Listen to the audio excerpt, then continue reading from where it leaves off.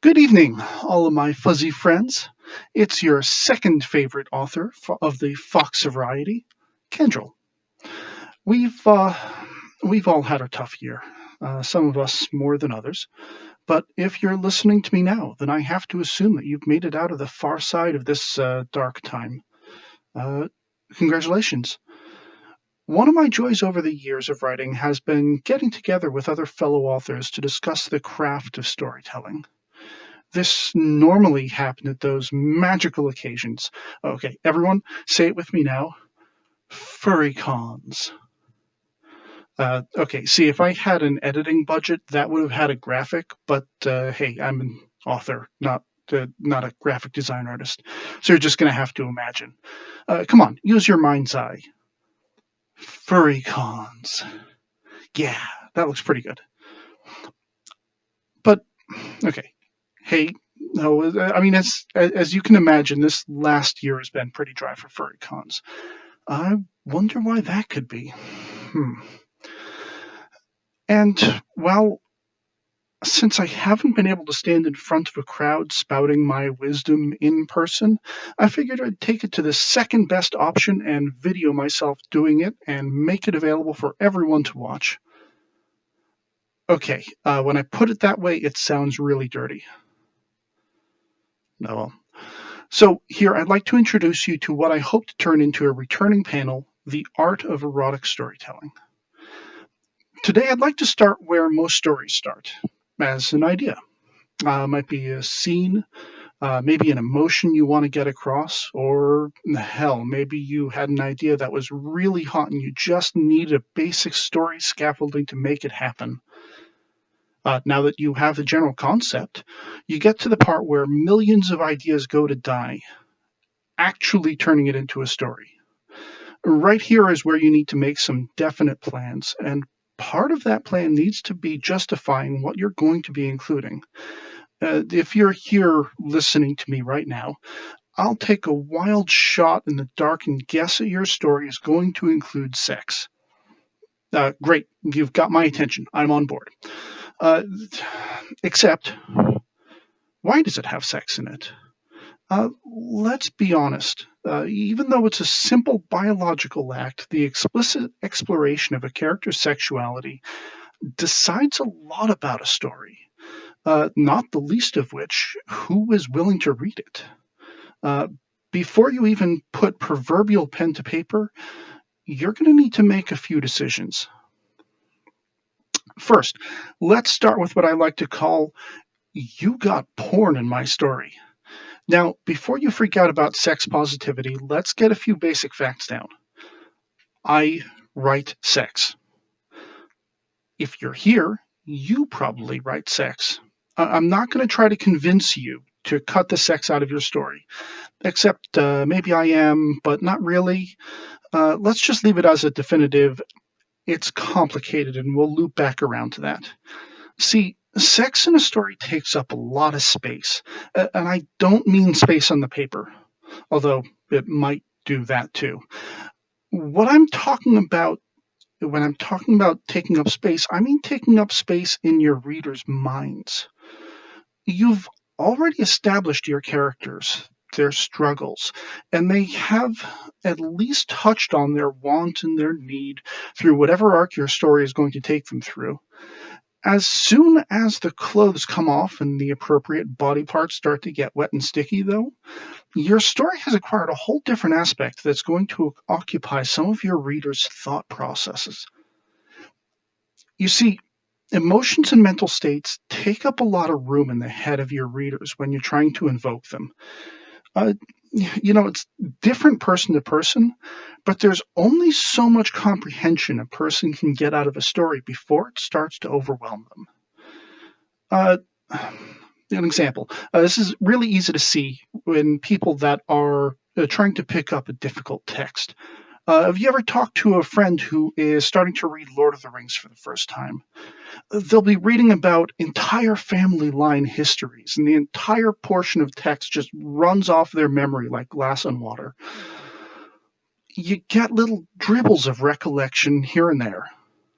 Oh, Gloin, I think I remember seeing that name. But the details are then lost. And then, as soon as something important happens in the story, the emotion takes over, and even those glimmers of memory disappear. They might be able to remember some of the elves they met in Lothlorien for barely more than a paragraph, remember them for a little while. But as soon as Gandalf faces down the Balrog and falls into darkness, and then the emotions are running high, it all just disappears. When you invoke a new mental state in your reader, it pushes some of the other short-term memories off the shelf. And prime among those emotions and mental states that are likely to do that is that kinky little demon named sex. So imagine that someone has picked up your story. They have a bunch of new characters, names, faces, species, details, and conflicts, and you've got them basically to the point where they're sold on some of the specifics of your world, and then you dump sex into it. As you can imagine, some of that comprehension is going to disappear. It's a natural response to someone's brain getting hijacked into Hot Town mid-scene. As the author, you need to answer a couple of questions before this becomes the right thing for your story. First is the question, why is the sex in there? Let's explore a few good reasons. The one that I hear the most is character development. Admittedly, there are some portions of a character that are best explored during sex. It's a really good way to explore how a character thinks about their friends and loved ones. How much effort does your character put into bringing their partner pleasure rather than taking their own?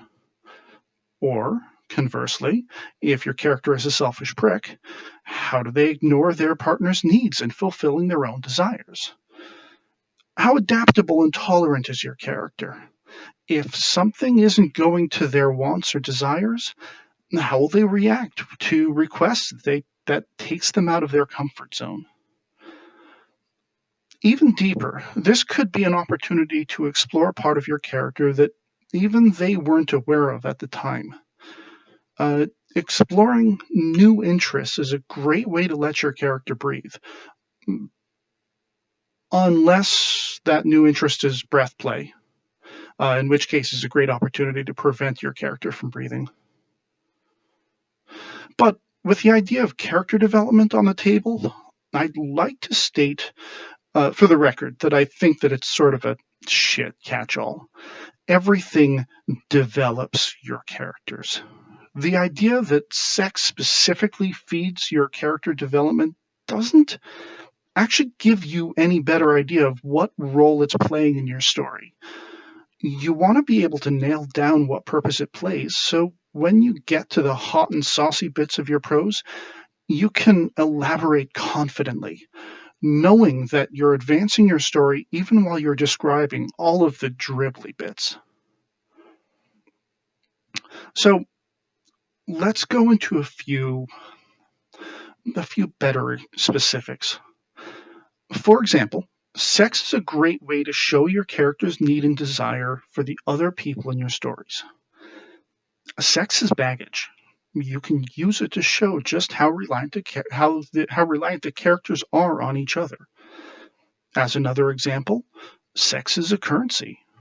Even when it's not being exchanged for actual goods or services, it's not unreasonable for your characters to enter into consensual play, hoping to gain something by doing so. Sex is also a power dynamic. You can use it to really hammer home how relationships work between your characters. As part of the question of whether sex should be in your story, it's valid to ask what your story is trying to achieve. I don't mean that every story needs to have a point. Sometimes the point of the story is that there is no point. What I do mean is that most authors go into a story with something in mind, an opinion, a feeling, a concept you want to dive into, a world you want to explore. Keep that concept in mind and then ask yourself how sex helps you get there. Sometimes that's really easy. My story is about a character exploring and coming to terms with their sexuality. Bam. Simple, done, sex belongs. Uh, my story explores the world where sex plays a pivotal role in societal structure. Okay, no sweat. Sex it up. My story wants to explore the feeling of cautious trepidation and excitement of seeing the edge of the woods by flashlight on a starless night. Okay, now it's starting to get a bit more difficult. It could work, but is your sex going to take away from the ambiance of the feeling that you're building? Will your readers remember the sex but forget the emotion? The further your story gets from being centered around the sex, the more artful you have to be in its placement and description to make sure that the sex doesn't become your story. And with that in mind, let's get to the second part of the decision process, which I like to call "You Got Story in My Porn." Here, I'd like to speak to all of the dedicated erotic storytellers that are listening to me. Your stories are valid. Getting someone hot or getting someone off is a good reason for a story to exist. If you've listened to the first part of my video and are rolling your eyes and saying, fucking Fox, sex belongs in my story because the point of my story is the sex. If that's the case, I see you. When we were discussing the point of your story up above, there's nothing wrong with an answer of, I want my readers to be aroused. But if that's the case, then we've got to talk about the opposite side of this worryingly damp coin. What parts of typical storytelling belong in your story if the whole point is to get to the sex? The simple and blunt answer might be very little. It's entirely valid to set up some characters, create a setting, and set them up to humping. Great. A lot of readers don't need a background, a conflict, or an arc. Hell, in the words of a certain fox and otter back in furry writing history, if you advertise your story as porn, and then you start with 5,000 words of table dressing, you are begging your readers to control F cock. You might be coming at this from the opposite direction, but the questions, conveniently, remain fairly similar. How does a story enhance your sex? And here comes that same shit little phrase, character development. Whenever you ask someone why they've got a full character arc in their otherwise mostly porn story series, that is what you'll hear them say. Okay, so let's break down what character development actually means here. From a very simple point of view, the purpose is that people are more affected by characters when they're more invested in the success or failure of those characters. That's the real word we should be using here, in investment. That means your readers care. So let's talk about this mystical currency that readers are going to be spending on your characters. Care is both really easy and really hard. Easy because there's a bunch of shortcuts that you can take to make a large part of your audience care for free. They're furry, and you're writing a furry character, bam, instant care. Your character's a fox. Your readers find foxes hot. Ciao, that's some care right there. The character you're writing has some very rudimentary baseline of a likable personality. Sure, free care. Sometimes that's enough. If you're writing a quick porn scene between a couple of throwaway characters just to draw some readers in and then get them off, job done. You've met the minimum. Now the rest of your sex can commence. There's something to be said for respecting your reader's time and brain space and spending the minimum time necessary to get from the meta keywords they clicked on to find your story to the content they came for can be a big boon. If you look through a lot of the most popular and most read stories on numerous online story sites, you'll find that a lot of them share this particular trait. But While for some situations that's enough, it's sort of like celebrating taking the free space in bingo. So let's assume that you've taken a look at your story and your characters and you've decided they need a bit more than just a name, a species, and a well-described sexual appendage or orifice. You've decided they need a character arc. Similar to finding reasons why the sex is important to your story that we went through beforehand, let's look at a few reasons why story might be important to your sex. Remember, our goal here is to invest the readers in the characters. The deeper they are into the characters' wants and needs, the better the sex itself will affect your audience. What you need, then, is a character goal with some universal appeal that your readers can dig into. This is especially worthwhile if it's a goal that your readers themselves might have. Okay, here are some examples that have worked for me in the past. The main character is overworked and underpaid.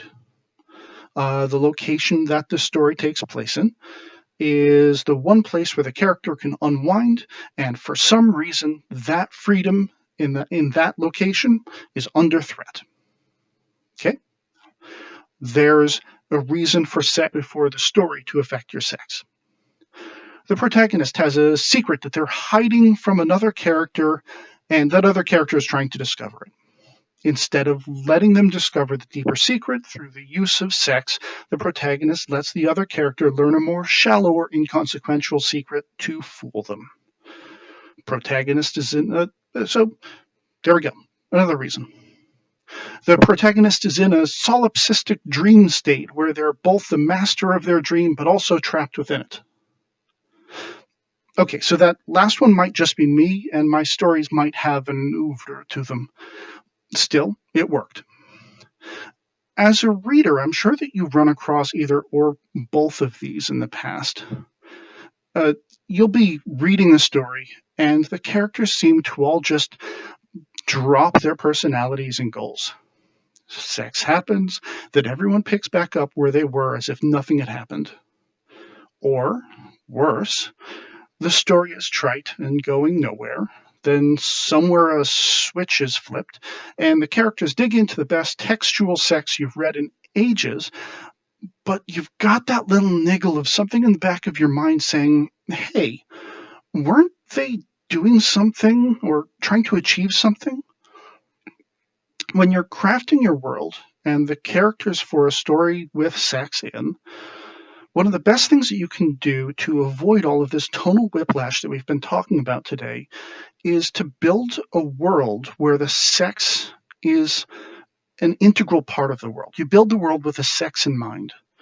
If the whole of your story has a running theme of eroticism, then it won't be a surprise when your characters decide to hump. When I say a running theme, I mean that it's something the plot keeps returning to as a reminder that the world is built on a foundation of sex. Regularly, as your characters move through the world, they're seeing it, or hearing it, or talking and joking about it. Make it a notable part of the background, and it won't be a surprise when it moves to the foreground. If done right, you'll keep your readers on a constant boil. Even when they're dug into the story arc of your characters, the constant reminders of eroticism will keep the emotion in the back of their mind, ready at any moment for you to use it to develop the characters. Hey, since I'm going to be putting effort into making these tutorials on erotic storytelling, I might as well use my soapbox to self-promote. If you think if you'd like to see how I myself have used some of these techniques to blend story and eroticism, you can check out my book, Bringing Down Upworld. Aha! Oh, hey, that worked. I'll put the link down there in the video details. Since I hate web ads with the burning fury of 1,000 fiery suns, this video is not going to be otherwise monetized. If you'd like to support me, just pick up my book, like, subscribe, and then come back for the next one. I'll see you guys in the next chat.